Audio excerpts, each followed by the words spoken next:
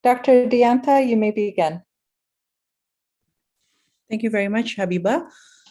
Welcome everyone to the second session of the 2020 Southeast Asia Regional Meeting on Surviving and Thriving, Innovating Through the Pandemic and Beyond. My name is Dianta Sumantri. I will be the moderator for the session. I'm currently the teaching staff and researcher at the Department of Medical Education, Faculty of Medicine, Universitas Indonesia. It is a pleasure for me to welcome you to the session. Today, I will be the moderator for the session of Future of Medical Education Strategies and Planning. We are in the second year of the pandemic, and while in the first year, we may aim for a quick change and adaptation to cope with the disruptions, currently, we may have entered a phase where our aim is to learn from what has happened during the pandemic and to think beyond the pandemic. How will medical education look like in the future? To what extent current extensive adaptation be taken into the future, and what we need to prepare for the future. We will hear the perspectives of our distinguished speakers for today, and I believe their thoughts and ideas will trigger a fruitful discussion and more ideas to ponder upon. In today's session, we will hear from AAHCI members in Australia, Indonesia, Philippines, and Qatar. Before we begin, I will introduce the first panelist. Professor Kristen Al-Amri is an Associate Director for Medical Education at Hamad Medical Corporation, the leading government healthcare provider in Qatar. In her current role, she assists in managing HMC postgraduate training programs, which includes 22 residency programs and over 60 fellowships programs, several of which are ACGM-EI accredited.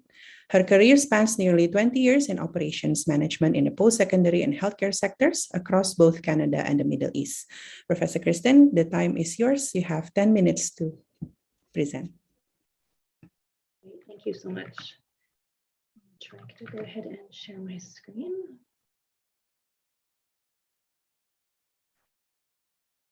Is that visible properly? Yes.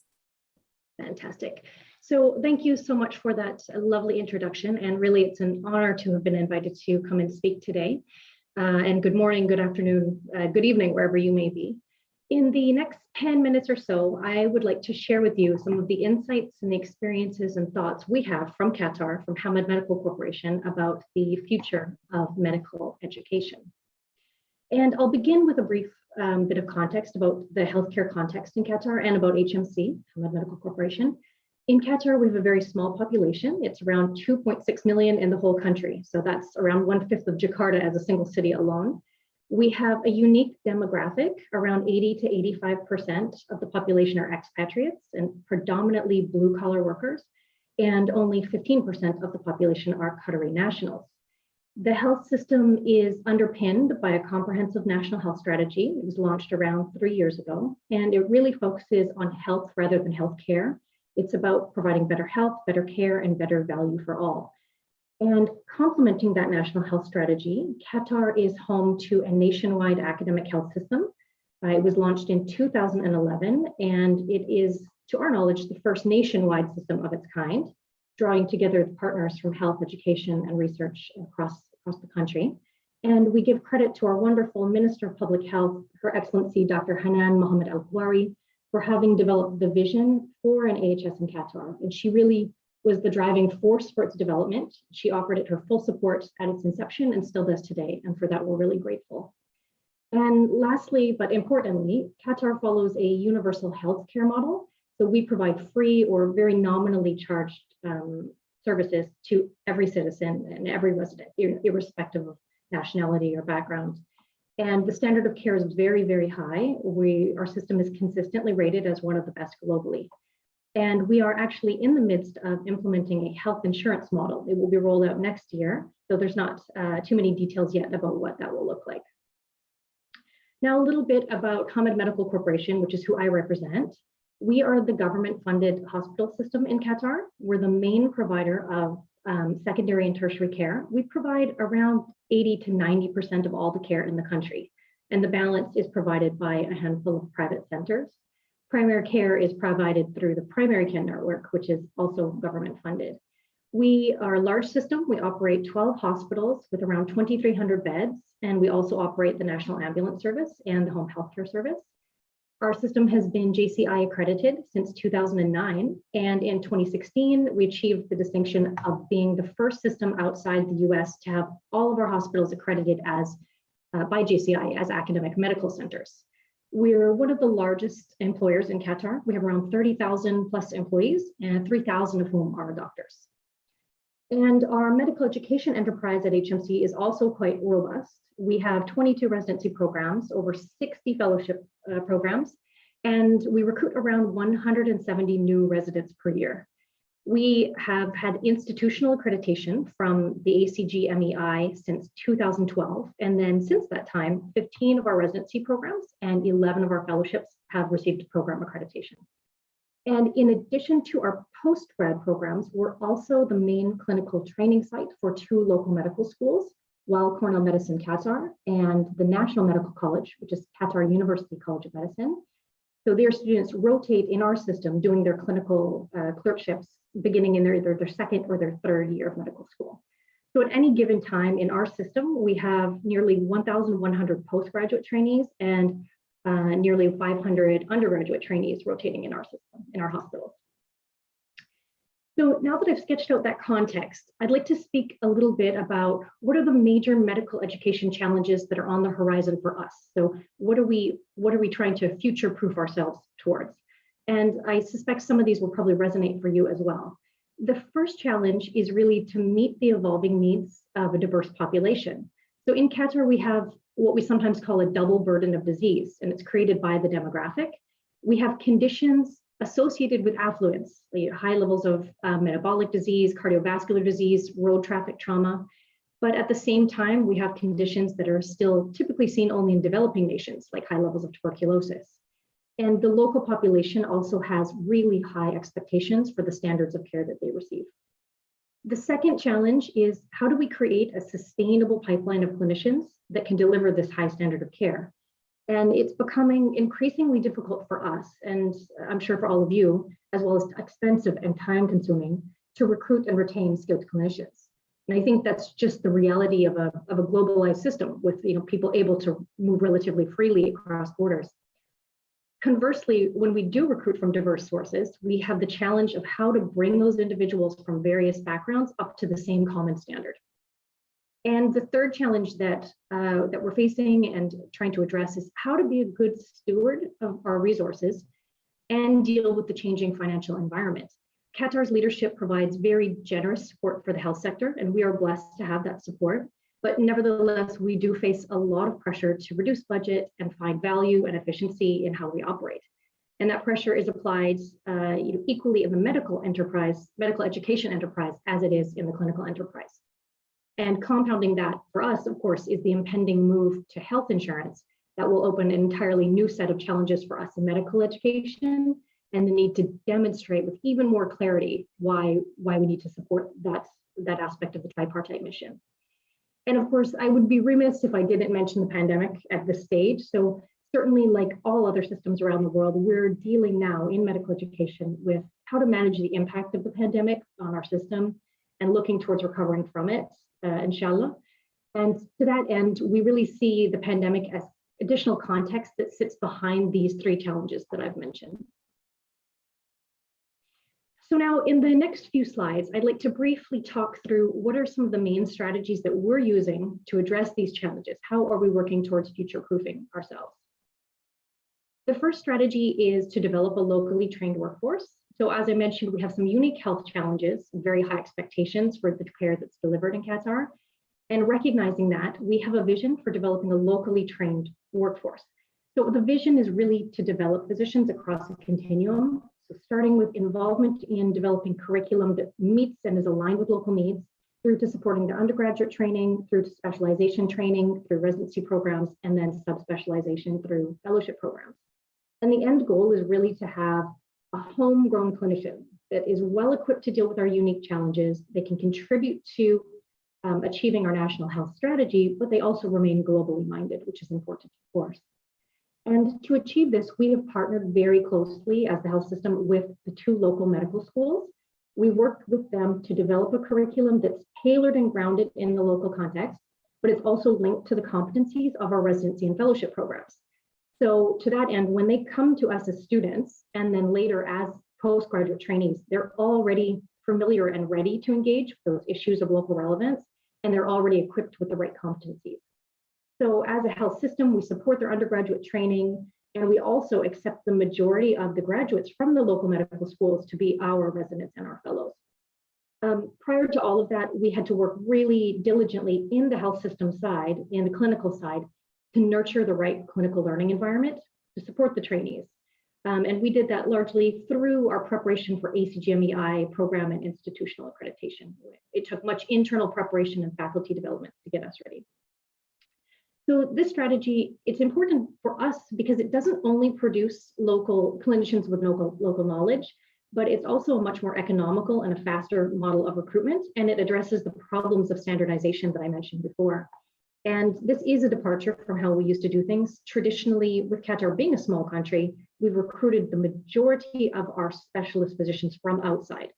So we were unfortunately contributing to brain drain of skilled clinicians from other countries, but also we had problems with variation in standards and providing that standardized quality of care.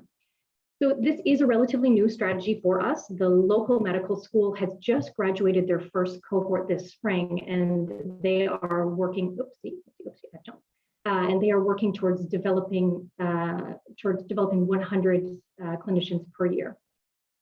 This has been important for us as well because we are helping to really right-size the workforce, establish a sustainable and stable workforce for Qatar, but also we are matching the outputs from the health sector, from the education sector, to the needs that we have on the clinical sector. The second strategy that we're using is engagement in interprofessional education and practice, IPE and IPP. And it goes without saying that IPE and IPP, they're well recognized as drivers of higher quality care. And there have been numerous calls for years now for healthcare professionals from all professional groups to be trained interprofessionally and exposed to each other much earlier on in their training. So in Qatar, we admittedly do still have a lot of work to do in that arena, but we have a strong foundation and a very strong will to engage interprofessionally. A really great example of the support is Qatar University College of Medicine. The College of Medicine, Dentistry, Health Science, and Pharmacy are all aligned under a common governance structure, and it's known as the health cluster. But it's not just in governance and name alone. As an example, the dentistry students from the college and the medical students actually do their first year curriculum entirely together. So and then they branch off into their different programs thereafter. But really, that's showing interprofessionalism in practice. And at HMC on the health sector side, most of our quality improvement endeavors right now are grounded in interprofessionalism.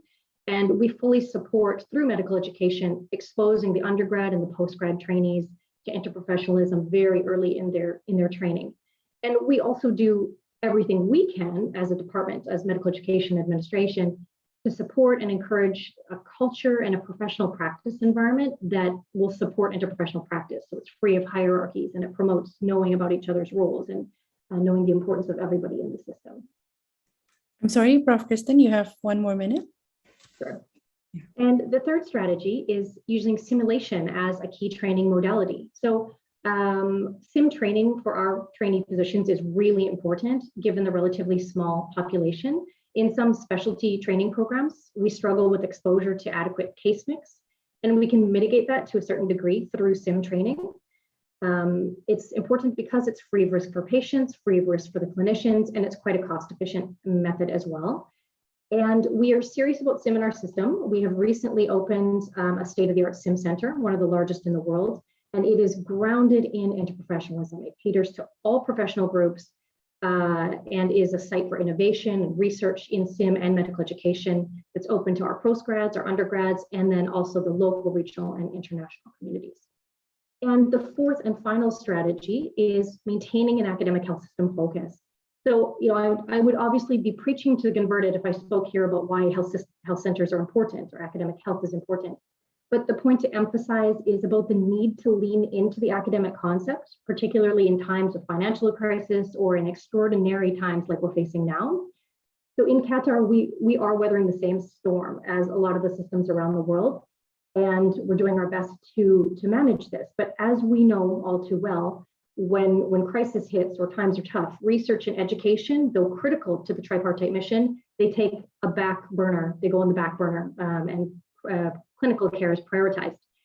So we try to counter this in our system by constantly reinforcing the emphasis on how important it is to be an academic system. We emphasize to our senior leaders that our trainees are not only trainees, they provide a significant amount of service. They are the backbone of many of our clinical services.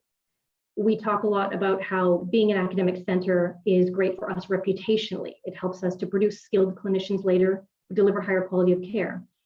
So we constantly have to keep reinforcing that message and constantly leaning into the academic side. My slide won't move. There we go.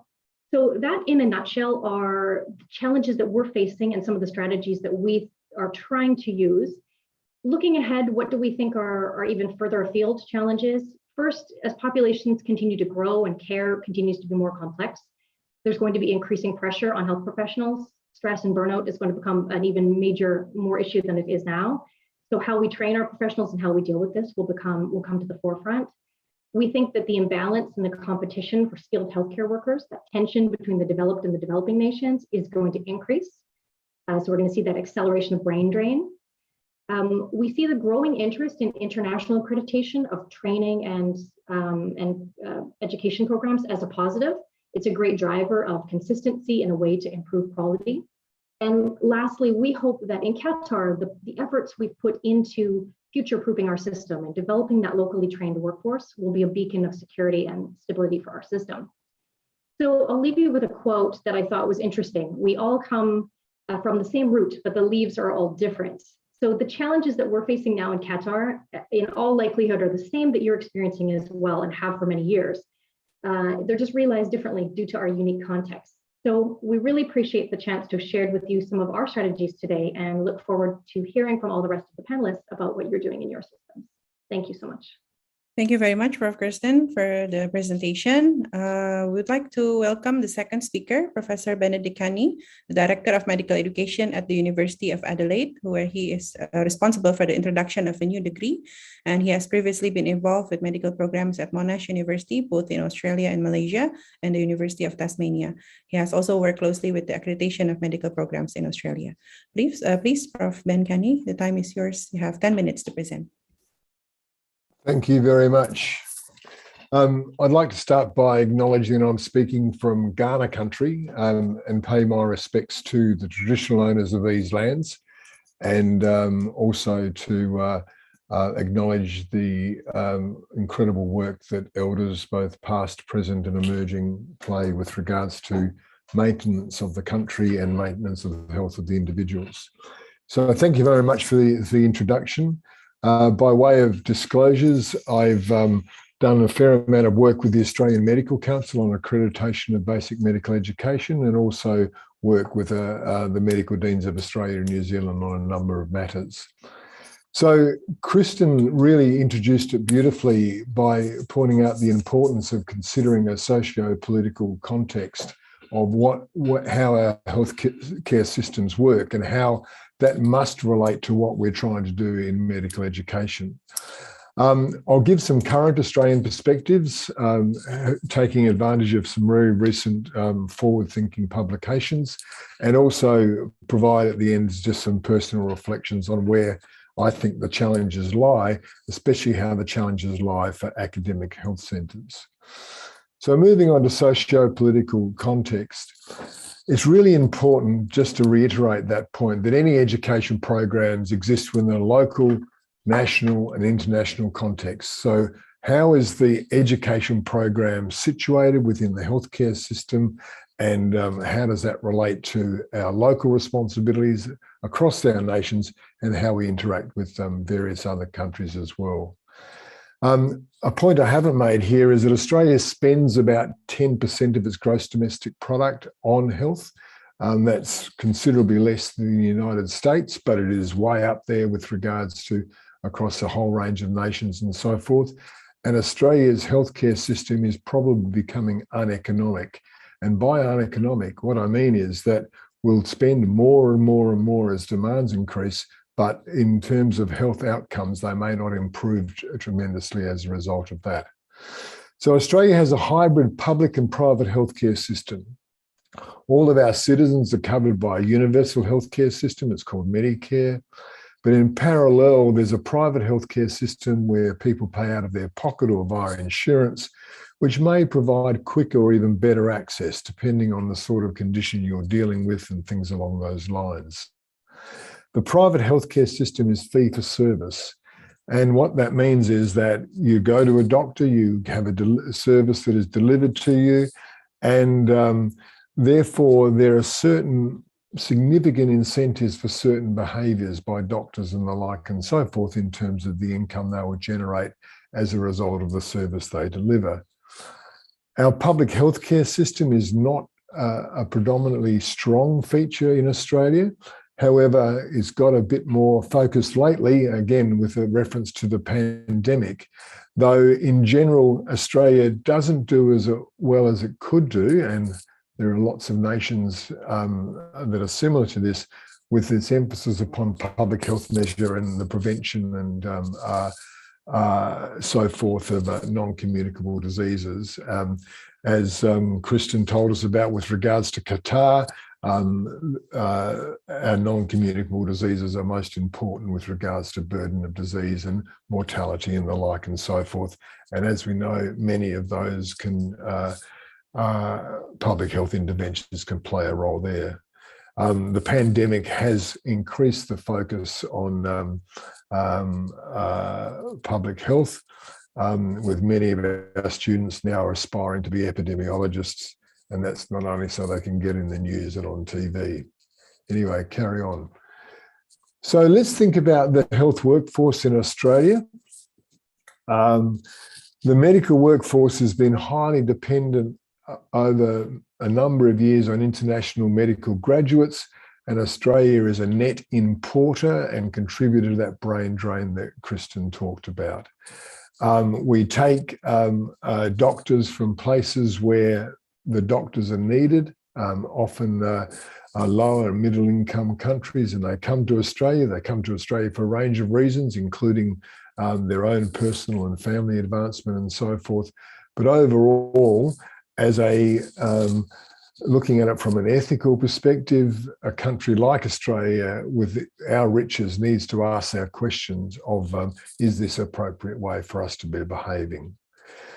Another feature in Australia, you may know that 75% of our population live in large cities, with about 80% of our population in a day's walk of the sea. Australia is a very large country, and what there is a highly significant geographical maldistribution of doctors, with significant underrepresentation of doctors in rural and remote regions. And that is creating real health inequities between the healthcare you'll get in the city and the healthcare you'll get in the country. So if you're in the country, you'll have higher death rates from common conditions like simple and straightforward cancers, and also heart disease and things along those lines. So there's a real health inequity brought about by that situation. It's compounded a little bit by the fact that the government is unable to tell doctors where they must practice. So therefore, there's a constitutional inability to conscript doctors to various regions. Adding to this maldistribution, there's also a significant overrepresentation in certain disciplines. These are mainly procedural disciplines, things like cardiology, gastroenterology, surgery, and the like, and so on and so forth. That's somewhat related to some of those financial incentives I talked about before, but an underrepresentation in others. Psychiatry, aged care, chronic disease management, and certainly, especially with regards to generalist skills, which is what you need once you get into areas of lower population density and the like. And while Australia prides itself on its commitment to interprofessional education and in professional practice, we have not embraced the concept of role substitution in Australia with any enthusiasm, meaning that being able to make up for maldistribution of doctors by substituting nurse practitioners or physician's assistants and the like is not an opportunity that we've yet taken advantage of. So there's a bit of background about the sorts of pressures in Australia and how they might relate to what we need to be doing in medical education.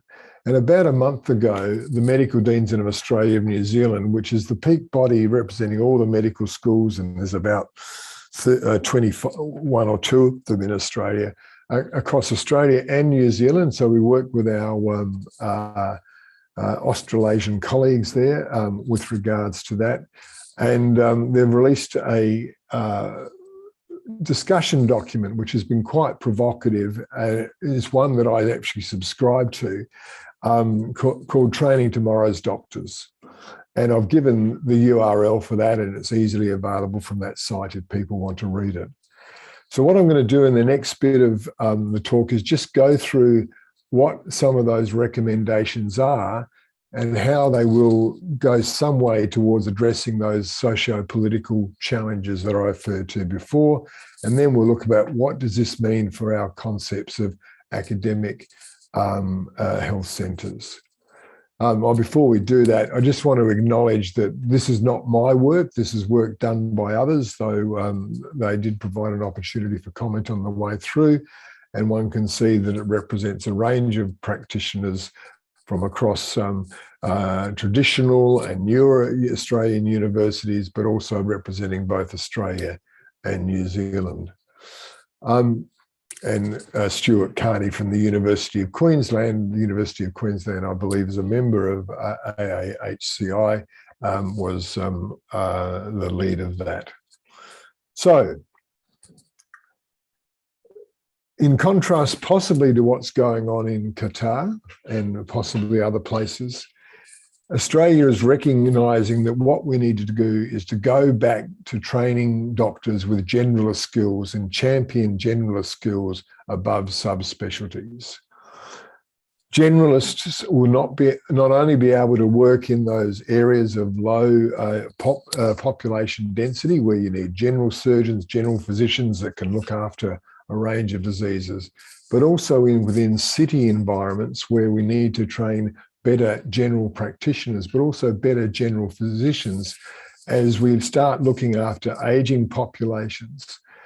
Many of them have comorbid chronic conditions, and also generalists being able to exercise a more patient-centered care, being able to take a holistic approach and not necessarily being as focused upon the procedural or the intervention that a specialist or highly specialised individual might pursue. One of the problems in Australia is that we have, like many places, long and extensive training programs so that people can graduate from the position of being an undergraduate student to a resident, to being a consultant or an attending. And what happens is that that training is focused and concentrated in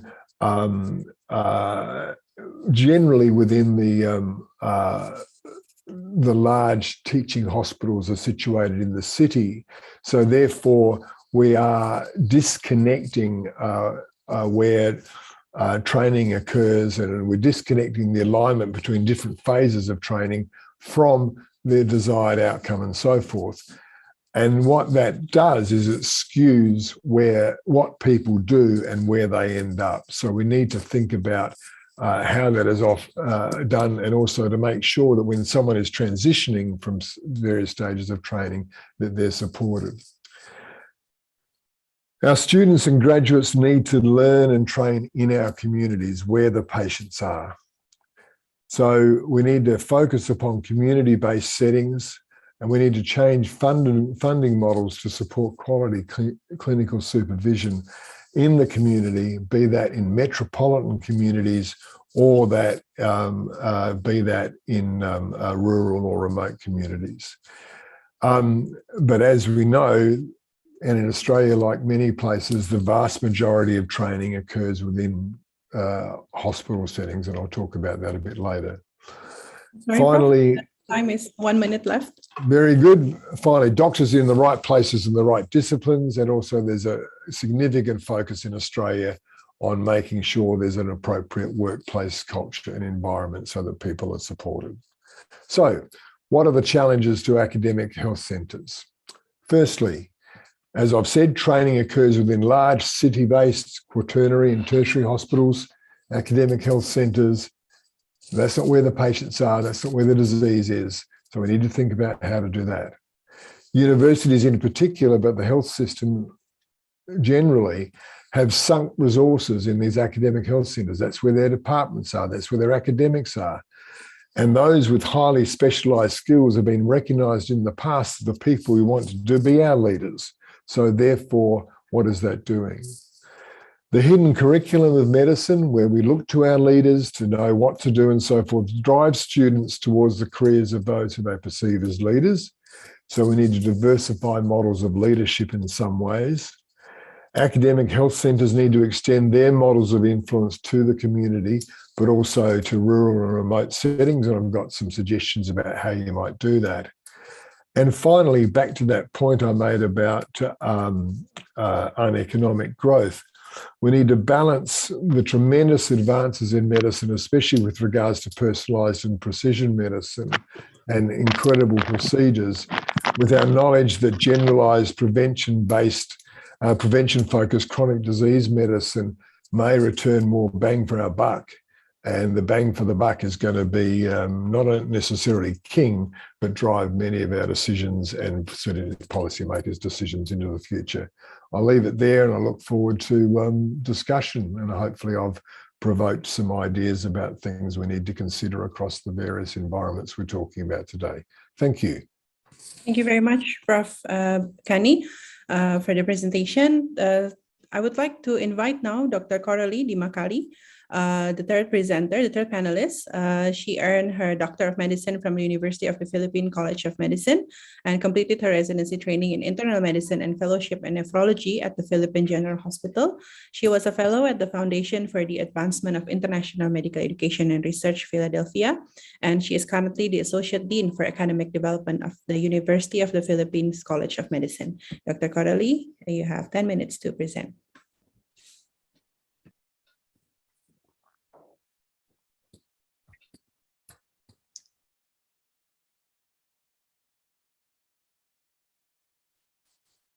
Thank you, Dayantha, for that kind introduction. And thank you to AAHCI for the opportunity to speak before you this morning. So 100 years ago, at the beginning of the 20th century, the Carnegie Foundation for the Advancement of Teaching spearheaded a major reform movement in medical education. So this movement was guided by Abraham Flexner's vision, a vision in which scientific rigor and educational excellence were the driving forces in the preparation of physicians.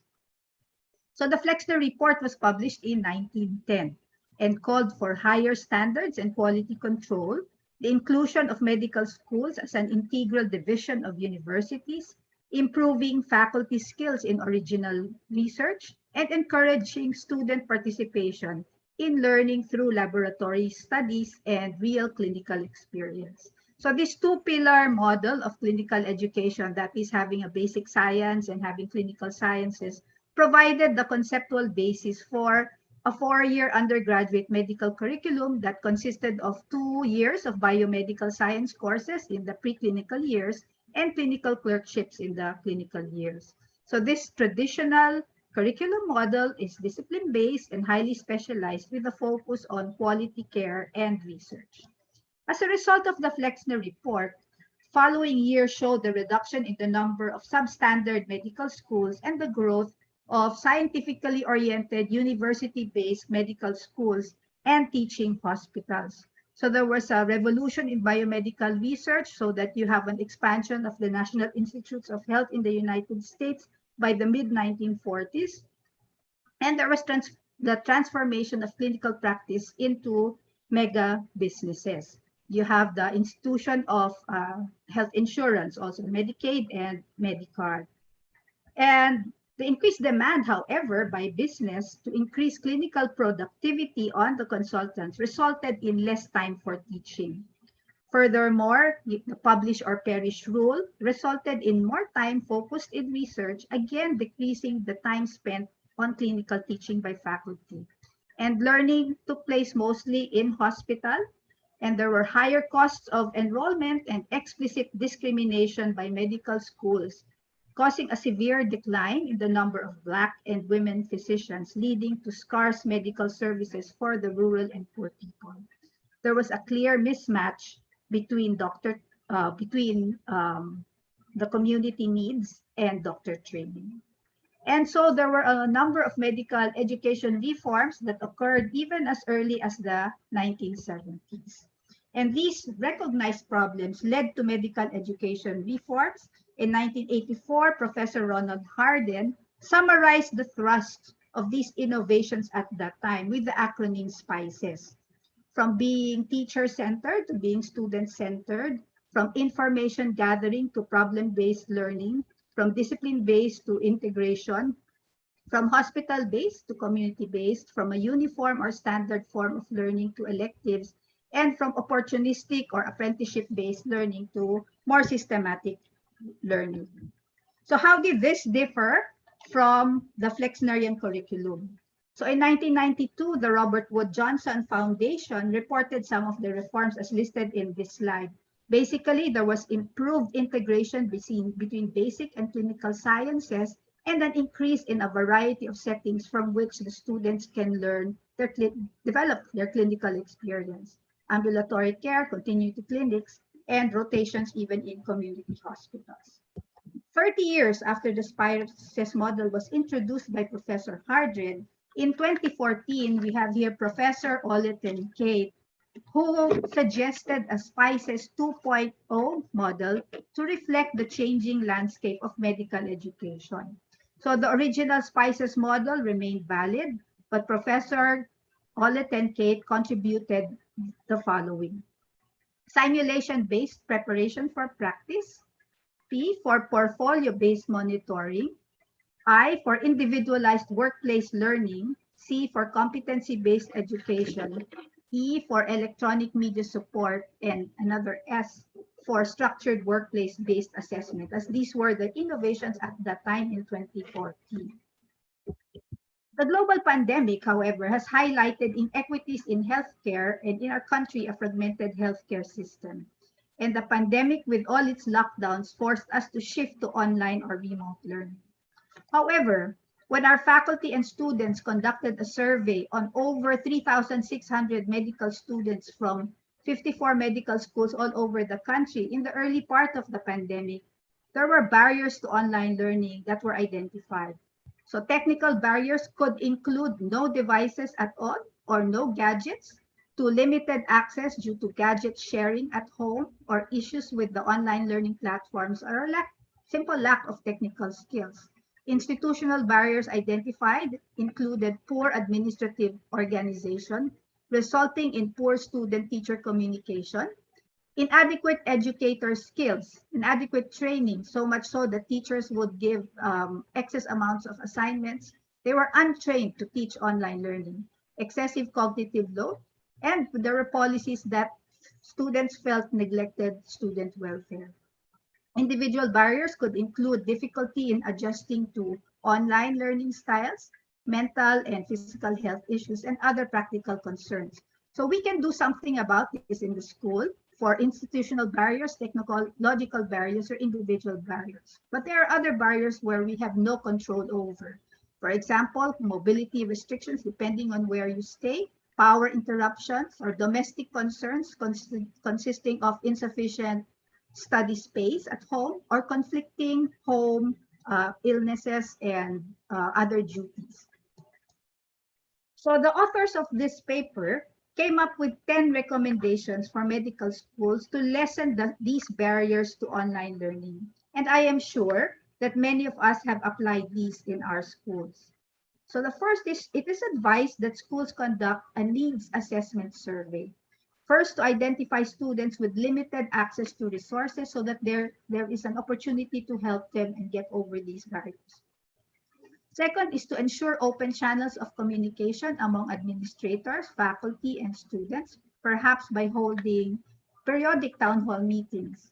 Third is implement asynchronous sessions that require minimum data. So our students tell us that the less data is required for mainstreaming using Facebook or YouTube compared to data being utilized during meetings such as Zoom. Okay, create opportunities for meaningful interaction with peers and educators. This is to correct that social isolation that occurred with the pandemic. And maximize the use of curated online resources that are available for use, or request the institution to get an institutional subscription for the meantime while we're preparing our own materials for use. Next is to align assessments, we all know this, to desired learning outcomes. We suggest utilizing more formative evaluations rather than a single high-stakes examination. The request is also to extend leniency to students who bear additional home responsibilities and to provide proactive psychosocial support 24/7 for students, develop mental wellness programs. The group also suggested the offering of more scholarships or financial assistance to cushion the pandemic's economic impact. We only did not just have pandemic, we also had floods, okay, from torrential rains. And the last was to develop bridging programs for the gradual return to clinical activities. So this is my second to the last slide, which shows you what I foresee to be the spicier strategies in medical education for the future. So we have the SPICES model by Dr. Harden and the SPICES 2.0 model by Dr. Ole Tenkate, which are still relevant up to now. So hybrid or online learning is here to stay. And we have found that some courses can really be taught simply via the online format.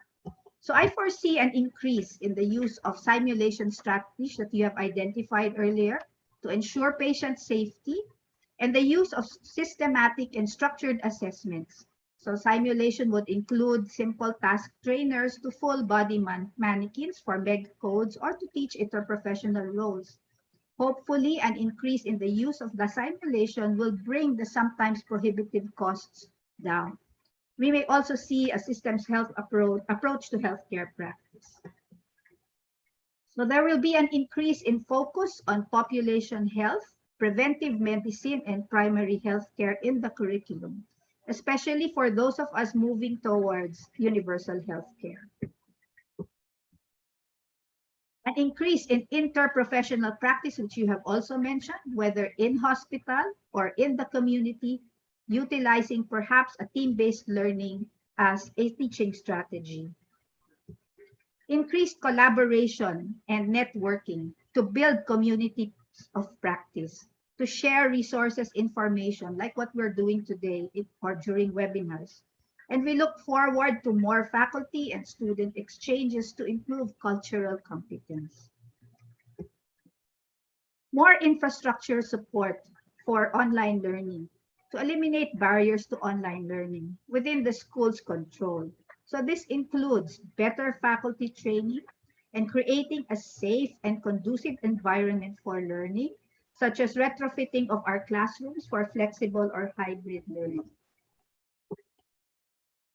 A more extensive use of e-learning, telehealth strategies, the use of technology such as remote stethoscopes for auscultation, or somebody mentioned earlier, the use of smartwatches to monitor heart rate, virtual reality for the development of surgical training skills, the use of electronic health records for data analysis to improve practice, that's the use of artificial intelligence, the use of innovative technologies and processes may soon be essential, or they are already essential components in the long-term future of medical education. And last but not least, an increase in research collaboration to invent gadgets that will help improve healthcare delivery and the development and refinement of remote assessments, such as virtual or video OSCEs. So as medical educators, we will continue to innovate, finding the best solutions that will ensure that our graduates become physicians of and for the world, ready to face the next pandemic. Thank you very much for listening. Thank you very much, Dr. Carly, for the presentation. Now, I would like to invite the last but not least speaker, Prof. Gendes Retno Rahayu, currently serving as the Vice Dean for Academic and Student Affairs at Faculty of Medicine, Public Health and Nursing, Universitas Gadjah Mada, Indonesia. Before her appointment as a Vice Dean, she was the head of the Department of Medical Education and director of the Master Program in Medical Education at the same institution. Please, Prof. Gendes, the time is yours. Thank you very much, Dr. Dianta, for a very nice introduction. Please allow me to share my presentation.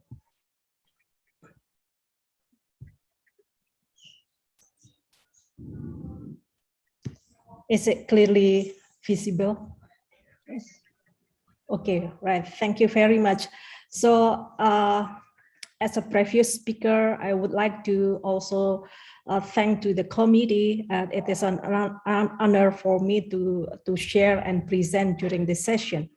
I would like to share future of medical education strategies and anticipation, some thoughts about that. In Indonesian context,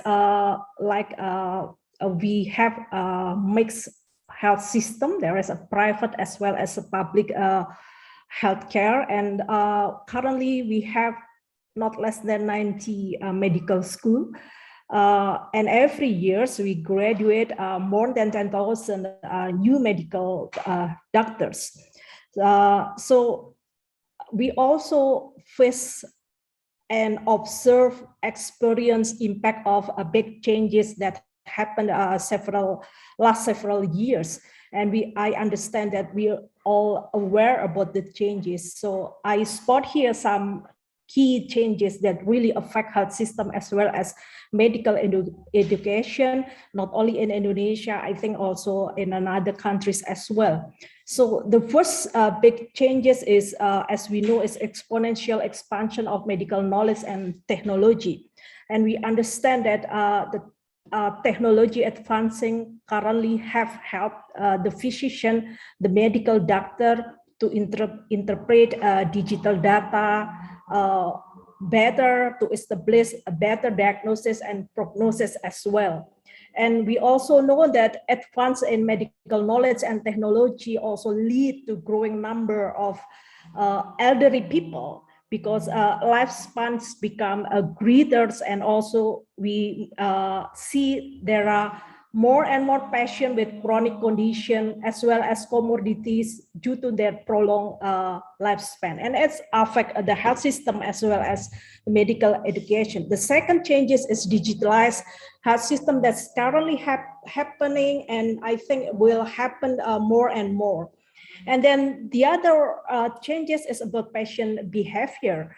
Currently, more and more patients have shared information regarding their diseases before they meet with their doctors. They also have higher expectation on medical services. Another changes is a growing understanding how exactly human learn. There are many innovation, many theories that can explain better about how our students learn. The other changes is the characteristic of medical student. We meet digital learners who have grown up with and are hyper connected through internet. They have been used to with crowdsourcing and prefer to horizontal rather than hierarchical relationships. So it will also affect the way we design medical education. The other changes, I think we all experience impact from COVID-19 pandemic that we never thought it before. So the question is whether the changes should be considered as threat, or are we going to use the changes as a chances to make innovation, chances to make improvement, and chances to think differently. Obviously, predicting the future is not easy task for everybody. However, we can learn from the changes we face and make some anticipation. One integrative review shows the trend of medical education for future physicians. The first trend is that the future medical education should be more humanistic approach to the patient, should be focused on humanistic approach to the patient. So with humanistic approach, students will have a better understanding of patient. It can be done using various approaches, such as a communication session with patient, family, and the physician. Perhaps also beside the family member is also the social worker, the chaplain, spiritual help, and then the other approach, perhaps also discussion about the death and dying with the family member of the recently deceased, and also giving a project for the student to work with underserved community, or perhaps involving art or workshop. So that's several possibility to humanistic approach that can be incorporated in medical education. The second trend is early experience and longitudinal integration. So it's not only horizontal, but it's also longitudinal. The third trend is beyond hospital towards society. So we have to encourage students to go out into society to meet specific need of the community and interact with diverse people, diverse patient, because the patient they will meet in the future will be diverse. So it is better to expose them as earlier as possible with the diverse problem, diverse patient. So they will respect more for diversity. The third trend, according to this paper, is student-driven learning with advanced technology. So individualized active learning, social interaction, how the learning resources can be more accessible is important. After seeing the trend, the next question is how we're going to anticipate and incorporate in our practice and medical education. I would like to try to see from 5 key component in medical education that perhaps we could do to improve the our medical education to anticipate to graduate better future physicians. The first is about student selection. So in Indonesia context, and I guess it also happened in several other countries, even until now, although we understand that the cognitive performance, academic performance, yes, it is can predict, but it's not enough. But in a reality, for the student selection, they are still rely heavily, strongly on cognitive academic performance. In Indonesia context, for example, for a public medical school, 60% done nationally, around 40% from the quota. The selection is done by the university. Although the university have authority to do the selection, but I observe that mostly still rely on heavily to cognitive, to consider more on cognitive academic performance. And I also observe in a private medical school as well, it's happened. If we see that in the future, a humanistic approach is very important. So it is mandatory for us, in my opinion, to also accommodate non-cognitive performance of the candidate. So for example, we can see their communication skill, their teamwork, their experience for voluntary work, their agility, and then perhaps human literation, data literation, technology literation, as early as before they are accepted. Because in my observation, there are still many candidates who have interest in register in medical school. So the competitive rate is still high. So when the cognitive academic performance already achieves minimal standard, then put aside, but try to see another indicators, non-cognitive performance. So it is a challenge for us to find appropriate selection method, appropriate instrument to assess those non-cognitive performance, and we have to try continuously to find it. Yeah. The second aspect that I would like to share here is about faculty development. Professor Harden and Pat Lily already mentioned about the aid role of medical teachers. But I think a faculty medical school should put effort and also effort for more structure and continuous faculty development. Not only one-shot workshop, two-shot workshop, but structure, plan, and expand and continuously. So at a certain time, we're going to see our teacher with specialized expertise. So for example, we have a pool of teachers who really great in facilitating and doing mentoring. We have a pool of teachers that's very good in being assessor and information provider and etc. So it is needed structure, continuous faculty development. The third is about curriculum. Several paper mentioned that it is better to have defined standard. Standards should be defined, but more flexible on process and time.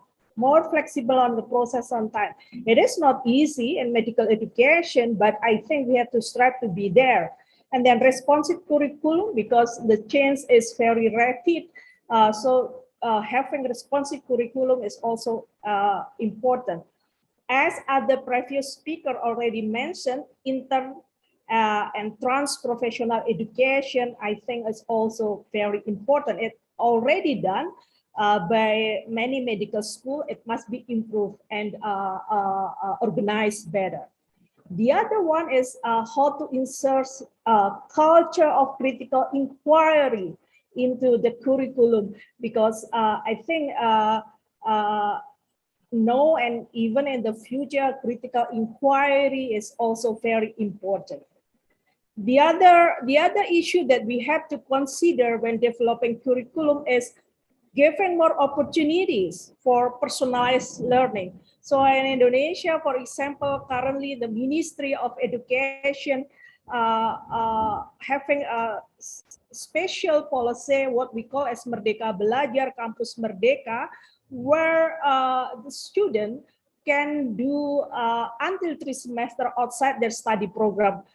Although medical and health education is exempted, but it is actually also can be implemented in medical education, although not as the time is not as longer as in a different study program. So personalized learning in many forms is also important. Sorry, Prof, the time is up. Yeah. The fourth, 1 minute more, yeah. The fourth is about technology enhanced learning that also already mentioned by previous speaker, and this is example of some of technology enhanced learning that some medical school also already done. This is the last slide, is about educational environment that should be improved, should be maintained, and in medical education. And we talk about educational environment, there is a personal environment, social environment, organizational environment, and physical and virtual spaces environment. It should be also emphasized in our medical education. I think this is the last of my slide. Thank you very much, and I would like to return back the time to moderator. Thank you. Thank you very much, Prof. Gandes. Thank you very much to all speakers. So we've now entering the Q&A session. I would like to invite all participants or attendees to join in the discussion, and please put your questions in the chat room, or if you want to pose the question directly, you can raise your hand and then we will unmute you so that you can pose your questions. So thank you very much to all speakers. We have 2 questions already in the chat box. So the first question is for Prof. Ben. Perhaps you would like to elaborate on the concept of diversifying the models of leadership. Yes, please. Thank you very much, Deantha, and thank you very much to Sanjay for your question. So I'm reminded of a saying that apparently Joe Biden came out with a little while ago, which was, don't tell me what your values are, show me your budget and I'll tell you what your values are. So what that says to me is that if we are going to say that what we need to do is to champion specialism in training, champion people who are prepared to work in rural environments and the like and so on and so forth, what we have to do is make sure that we make people who demonstrate those sorts of behaviours rewarded under the systems we work with. This can be difficult to do when interacting with the healthcare system because there's lots of different players with lots of different political forces that need to be balanced. But I would think universities have the opportunities to do a range of things which can help do some of that. That would include making some of your appointments people who demonstrate the sorts of behaviours you want to influence student outcomes with. It also would be that making ostensibly criteria for promotion so that you can reward people in those regards. But also I think it's helping those disciplines which concentrate on the specialism to be able to champion their particular craft or the like in front of the students and so forth. So I think you've got to take a multifactorial approach, realise it's a long battle, but start rewarding and championing behaviours that will help you end up with your outcome. So hopefully that helps a bit, Sanjay, but I think it's what you need to do. For instance, another thing of importance is that we champion the role of women can play in leadership and healthcare and the like and so forth. And it's a true privilege for me to be the sole representative of my sex on this platform. Thank you very much. So I think it's about having diverse role models, right, in our education from all different disciplines and all practitioners to become role models for our teachers. Thank you very much for the question and also for the response. So we move on to the next questions about competencies assessment and evaluation. Perhaps all the speakers, I think this is addressed to all speakers. What do you think of competencies assessment in the future? Perhaps currently some of the institution perhaps using the Bloom's taxonomy to structure the competencies, especially the cognitive, perhaps. So what would be in the future? What kind of assessment in the future should be like? So perhaps I would like to invite all speakers to comment on this aspect.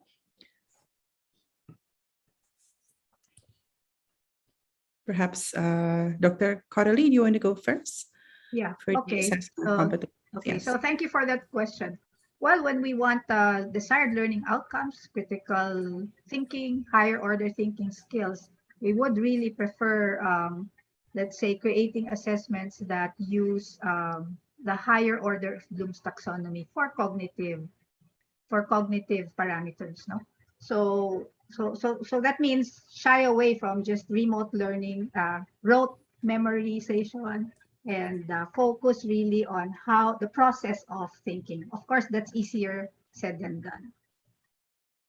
Thank you very much, Dr. Coralie. Perhaps, yes, Prof. Ben? I can just share a short experience from our institution. We have moved away from graded assessment towards students being forced to demonstrate competency in a whole range of skills across the curriculum. We successfully argued with the university that if we are committed to an integrated approach towards assessment and curriculum delivery, arguing that that's what we need to produce. We need to produce integrated physicians who can do lots of different things. That the moment you start putting numbers on things, you actually promote disintegration of, you push apart and you make something more important than another. And so therefore, one of the ways we're pursuing this is by making sure that students have a range of competencies, but none is more important than another. Yeah, more comprehensive examination assessment. Thank you.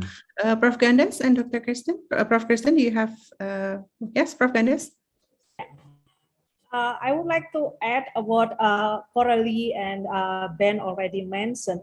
I think besides using Bloom taxonomy and try to assess the higher order thinking, we have to also put some effort to assess the more difficult one, like teamwork, like humanistic, like communication, like empathy, and so on. It's not quite easy, but it is very important for the future. So we have also to assess that, try to assess that part as well. Thank you.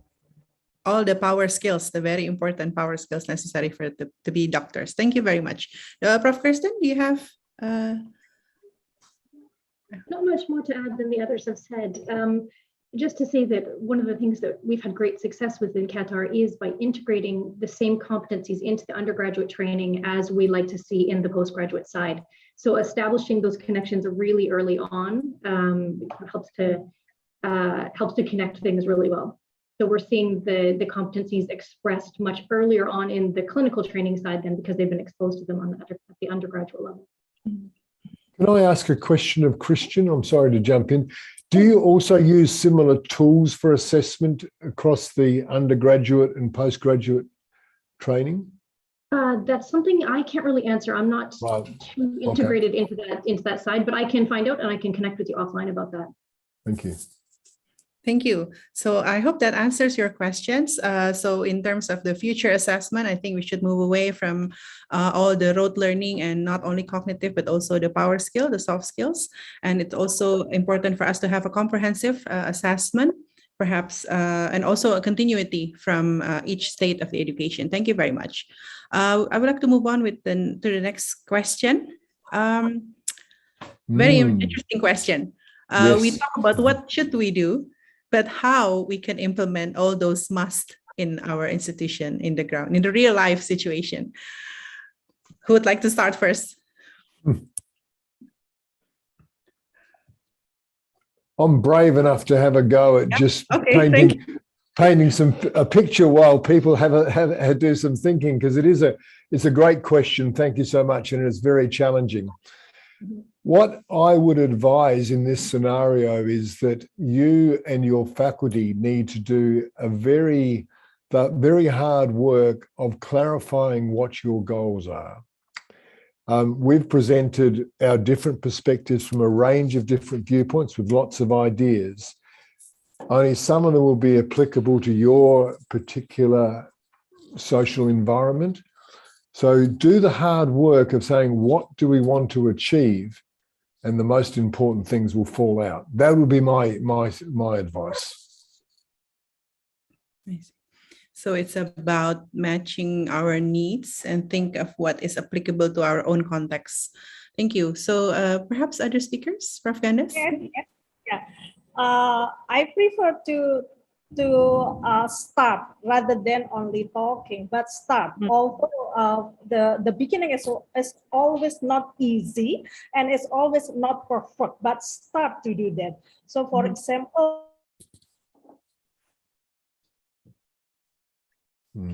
I think Prof. Gandes' video is freeze. Things are tough in Yogyakarta. It's very unpredictable, all this internet connection. Maybe Prof. Kristen, you want to jump in first while we wait for Gandes? Sure, happy to.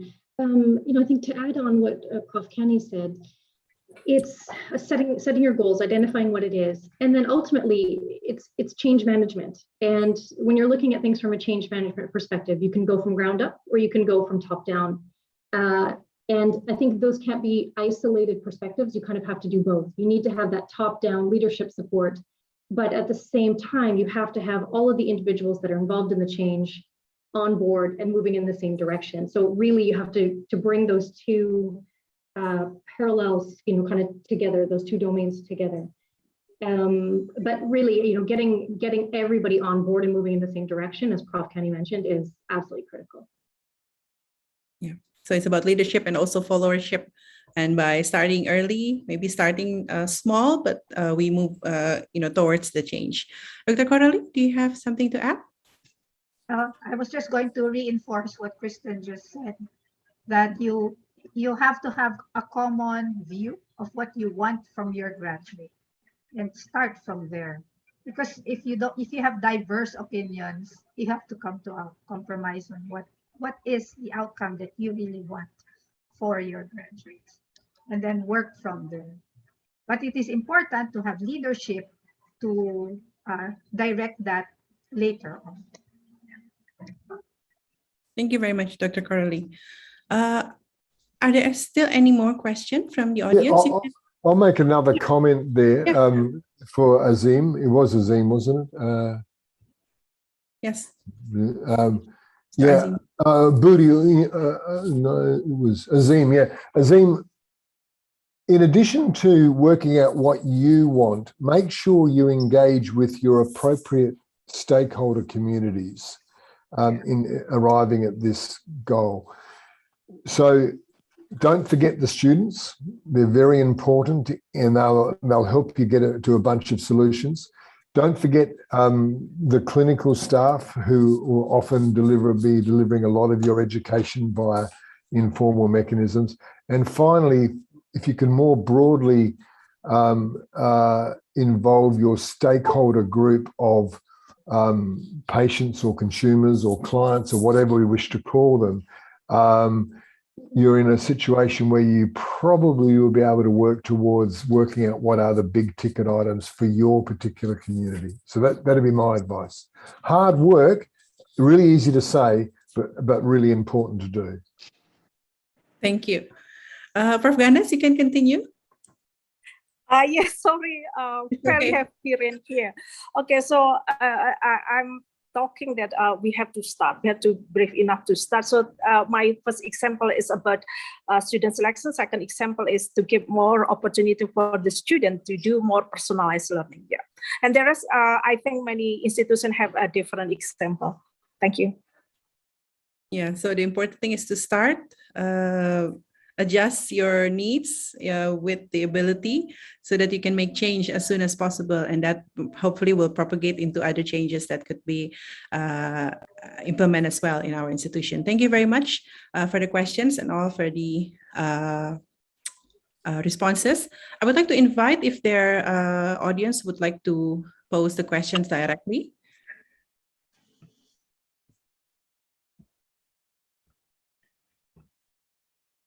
No? Okay. So maybe I yes. have a question. Yeah, could I ask a question of Kristen, please? Yes. Kristen, I was really interested in the challenges you were talking about in Qatar with regards to local workforce versus expat workforce, I'll call it, for want of a better phrase, because you've got, a variety of service delivery needs, which is delivery of healthcare not only to the Qatari citizens, but also to expats, be they blue collar or white collar expats. What are the strategies that Qatar is thinking about to tackle that issue, which is one of really important justice and equity? I realize it's a bit sensitive as a question, but I think it's an important one to tackle. It is, absolutely. But the keyword you've mentioned is the keyword we operate with. It's about equity. So, we really operate on the principle in our health system that, irrespective of background, irrespective of profession, everyone is entitled to a high standard of care, and everyone is entitled to timely and high quality care. So we we focus a lot on increasing capacity. We're focusing a lot on putting capacity in the right areas as well. So, you know, those really super specialized services that we need, they may be for a really particular subset. So we put in place, you know, a right-sized clinical service to meet those needs, and a right-sized clinical service to meet the larger burden areas where there's a larger population that needs it. But equity is absolutely the key principle that we need to follow and that we are following. So can I ask a question? Yeah, maybe this will be the last one. Yeah, please. Yeah, Dr. okay. The question is, how do you, is it good to diversify tracks or give electives to students, knowing that you have to cater to the community as your stakeholder, but you also as an institution want to be a leader and introducing innovations in healthcare and therefore producing specialists? So maybe I should ask the more developed countries. Oh, I'm happy to start. So a really, really good question. There's a number of competing thoughts in underpinning what I heard in your question. At one level, we want all students to achieve a certain range of competencies. And so therefore, there are some minimum standards we can define across a range of things.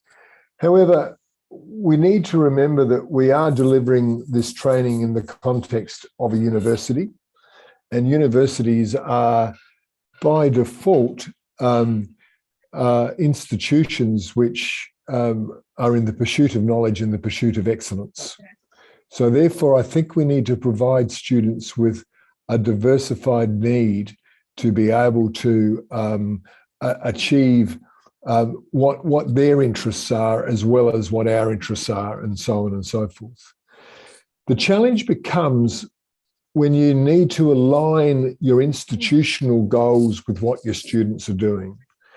And I think the answer from my experience is a little bit similar to some of the things I talked about before with regards to leadership.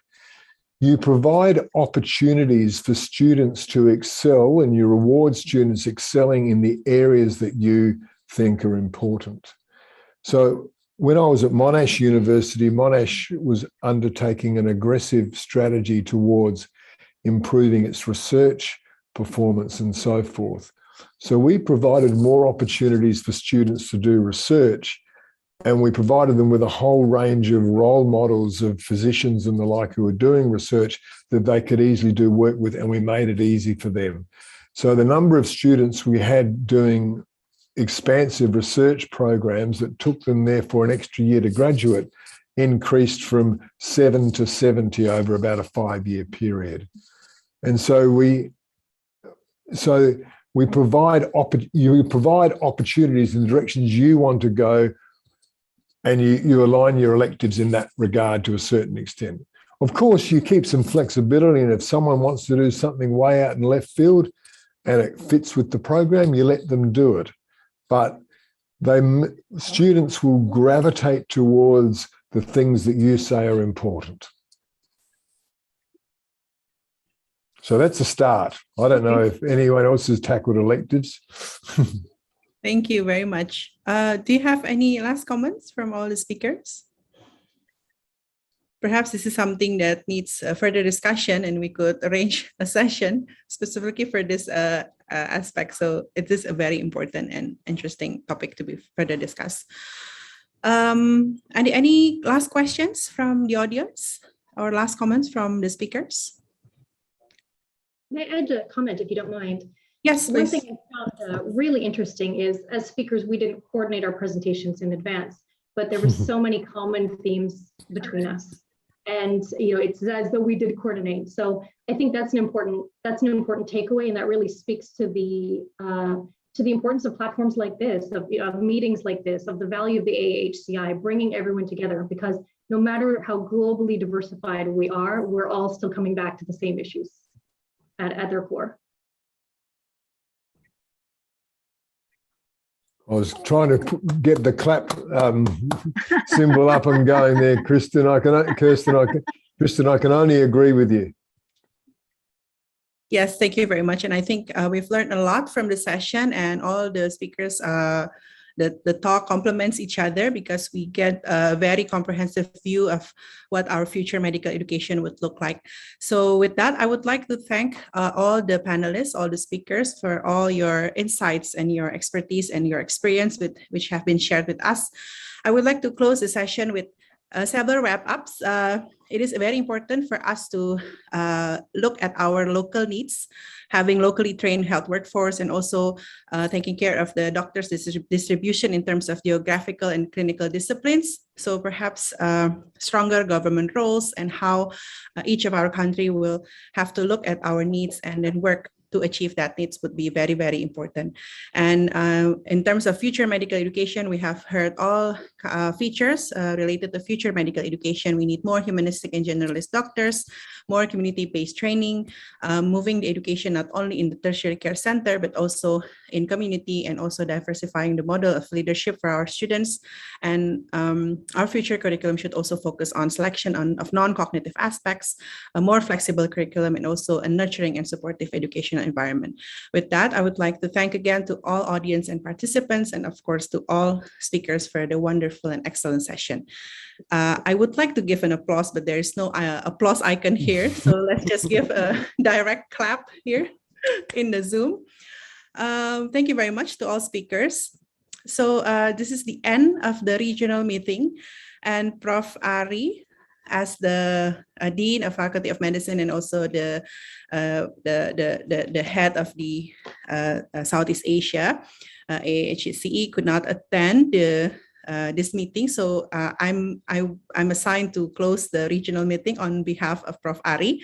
So on behalf of Professor Ari, I would like to close this regional meeting by thanking all panelists, all speakers, all members of organizing committee who have arranged all details in the meeting, and of course, last but not least, to all of our distinguished attendees who have joined the session and contributed their thoughts, ideas, and experience. I really think that this meeting is a very excellent and wonderful meeting that allow us to think further of our medical education and medical service. And I really hope that all the take-home message from this meeting can be brought into each of our institution and can be applied further. Let's start our future medical education and also future healthcare. Wishing you all good health and hope to see you again in the next regional meeting. Thank you very much, ladies and gentlemen. Thank you. Thank you. Thank you. Thank you, everyone.